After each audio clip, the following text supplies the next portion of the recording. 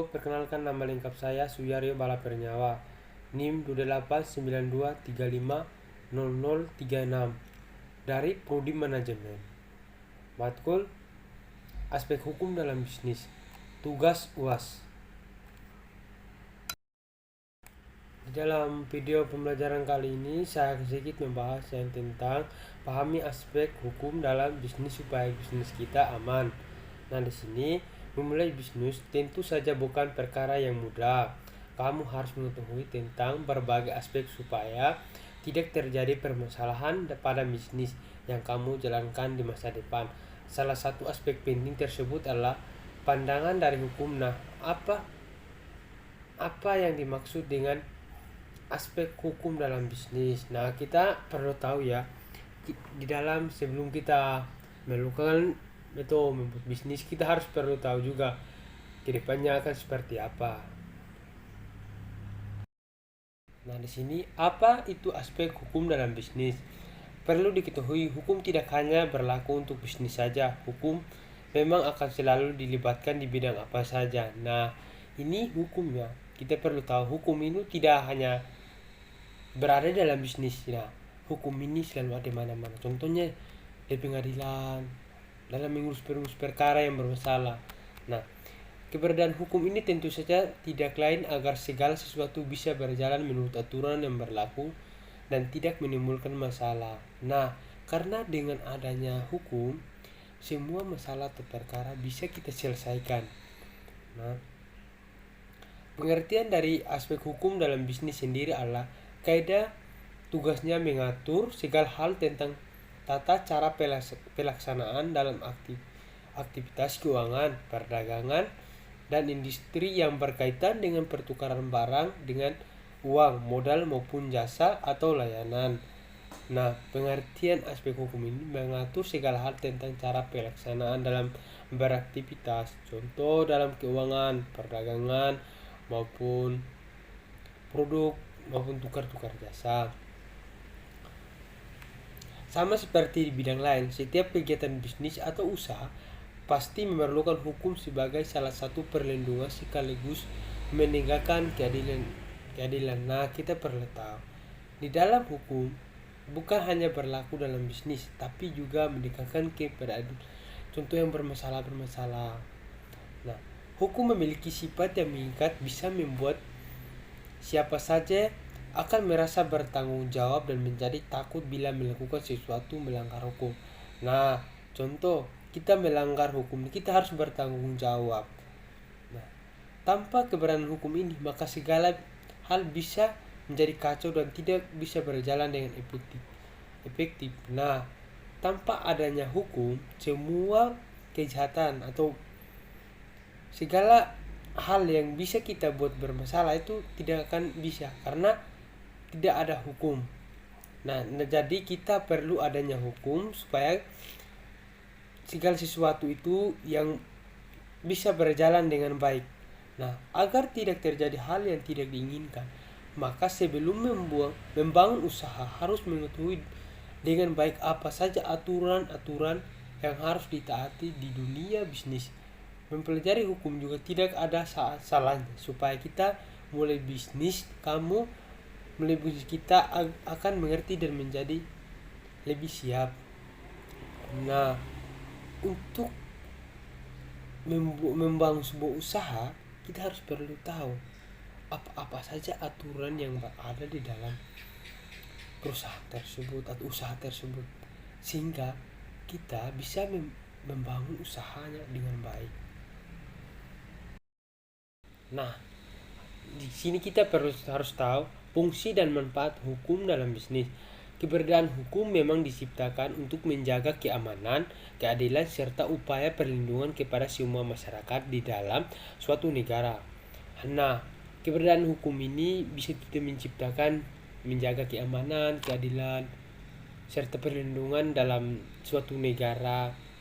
Nah, berikut ini adalah beberapa fungsi hukum pada bisnis yang perlu diketahui. Nah, di sini ada 4 ya yang kita perlu ketahui. Yang pertama, untuk dijadikan sumber informasi yang bermanfaat dan juga informatif kepada setiap pelaku bisnis. Nah, di sini untuk dijadikan sumber informasi dan bermanfaat ya. Karena dengan adanya hukum kita bisa menjadikan sebuah informasi atau sebuah manfaat agar setiap orang bekerja dalam perusahaan itu perlu mengetahui pada saat melanggar aturan, oh ternyata ini udah ada hukumnya begini. Nah, kedua, pelaku usaha atau pembisnis jadi memahami hak maupun kewajiban pada aktivitas bisnis yang dilaksanakan. Nah, kita sebagai pengusaha bisnis pasti memahami hak dan kewajibannya. Ketiga, pelaku bisnis juga akan lebih memahami hak serta kewajiban saat memulai bisnis. Dengan begitu, segala kegiatan yang dilakukan tidak akan menyalahi aturan yang telah ditetapkan. Nah, sebagai pelaku bisnis kita sudah memahami ya kewajiban dan haknya kita dalam bisnis, dan kita tidak akan menyalahi aturan yang telah ditetapkan, dan kita tidak bisa merubah ya aturan yang sudah ditetapkan dari awal. Dan keempat, terciptanya sikap pembisnis yang bisa berjalan secara adil, harmonis, jujur, sehat sebab adanya kepastian secara hukum. Nah, karena dengan adanya sebuah hukum di dalam pembisnis itu akan selalu berjalan dengan adil, harmonis, jujur, dan sehat ya. Nah, dua aspek hukum dalam bisnis. Pasti kita ya belum mengetahui apa saja yang termasuk dalam aspek hukum bisnis. Dalam hal ini terdapat dua aspek pokok yang digunakan dalam hukum bisnis, yaitu aspek kontrak dan aspek kebebasan berkontrak. Berikut ini adalah ada dua penjelasannya. Yang pertama itu aspek kontrak.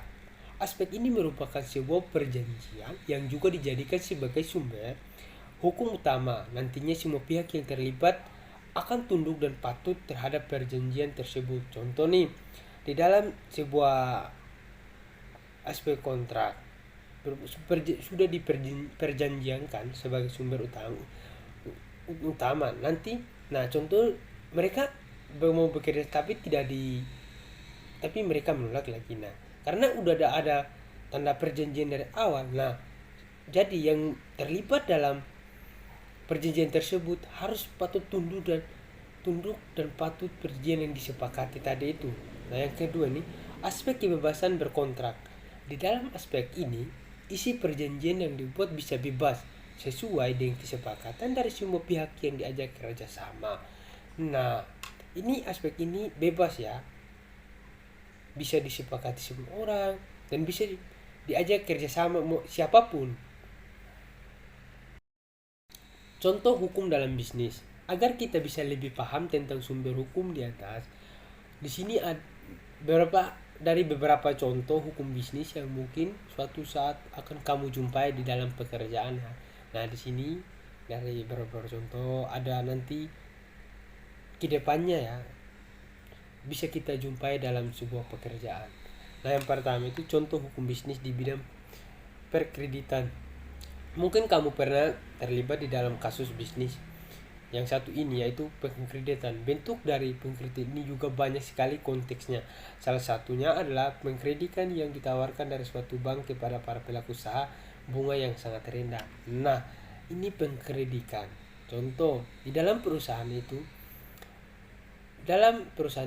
dari bank ditawarkan kepada pelaku usaha ini untuk memperdikan.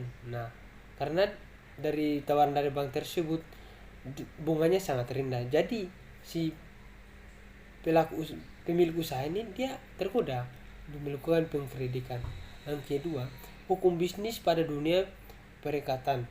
Istilah perikatan ini merupakan hubungan hukum antara dua orang ataupun lebih, di mana ini didasarkan pada salah satu pihak mengajukan tuntutannya kepada pihak lain. Umumnya sumber perikat ini berdasar pada KUP perdana, yaitu perikatan yang muncul dari perundang-undangan, perikat yang muncul dari perjanjian, dan perikatan yang bukan perjanjian.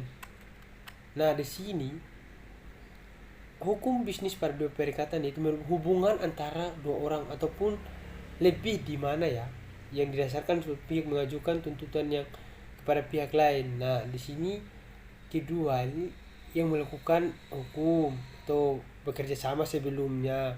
dan bisa dituntutkan jika satu dari pelaku satu tidak ingin melanjutkannya, atau dia cuma terkorupsi, dia ingin bekerja sama, tapi dalam bekerja sama itu dia korupsi sambil mencari-cari apa itu, dan juga dia melakukan hal-hal yang atau membocorkan yang tidak baik di perusahaan tersebut. Nah, di sini ada pentingnya pelaku usaha memahami hukum dalam bisnis. Para pelaku usaha atau bisnis harus bisa memahami hukum dalam bisnis ini, sebab memiliki peran yang sangat penting untuk mengatur praktis bisnis, khususnya yang ada di negara Indonesia. Berikut beberapa alasan mengapa hukum dalam bisnis sangat penting dan dipahami. Yang pertama, perlindungan hak pemegang saham. Hukum bisnis memiliki peran yang sangat penting untuk melindungi hak-hak pemegang saham di suatu perusahaan. Pengacara hukum perusahaan yang telah berpengalaman akan berhasil dalam mengatasi keadaan seperti negara bagian ini. Yang kedua, mengatasi masalah kompensasi. Hukum bisnis juga berperan penting dalam mengatasi berbagai masalah kompensasi di dalam suatu organisasi. Yang ketiga, pendiri usaha. Sejatinya hukum bisnis merupakan dasar dari segala jenis transaksi. Ketika seorang akan melalui bisnis, maka akan melibatkan banyak proses izin hukum dan juga sewa. Seorang pengacara harus bisnis tentunya memiliki pengalaman dengan semua aturan yang sudah sehingga bisa membantu bisnis agar operasionalnya bisa berjalan dengan baik. Nah, yang ketiga ini, sejatinya hukum bisnis merupakan dasar dari segala jenis transaksi. Ketika seorang akan melalui bisnis, maka akan melibatkan proses izin hukum juga. Nah, sebagai seorang pembisnis kita harus tentu memiliki pengalaman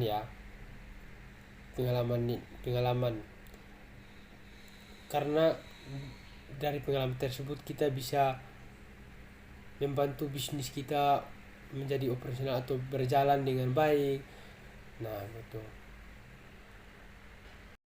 Nah, di sini memahami aspek hukum dalam bisnis sangat penting bagi seorang pelaku usaha atau bisnis agar tidak terjerat jebakan hukum. Sebagai calon entrepreneur, kamu wajib mempersiapkan segala aspek legalitas dari bisnis yang kamu jalankan, sebab aspek legal merupakan langkah awal atau fondasi untuk menjadi perusahaan yang kuat.